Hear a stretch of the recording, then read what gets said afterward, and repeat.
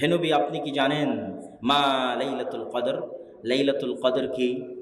লাইলাতুল কদর সম্পর্কে কি আপনি কি জানেন?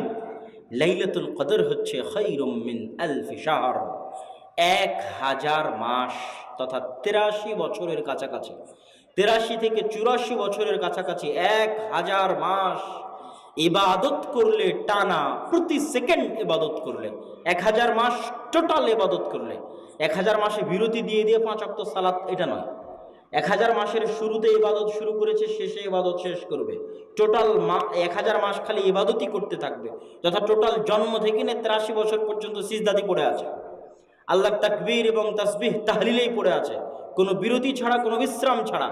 এই রকম ইবাদতের চেয়েও উত্তম, সমান নয়, ভুল বুঝিয়েন না।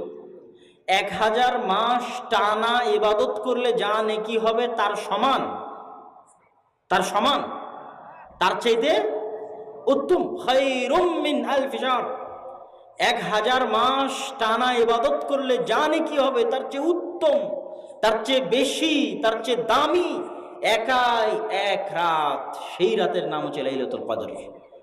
এই রাতে কি হয় আপনি জানেন? তানাজ্জালু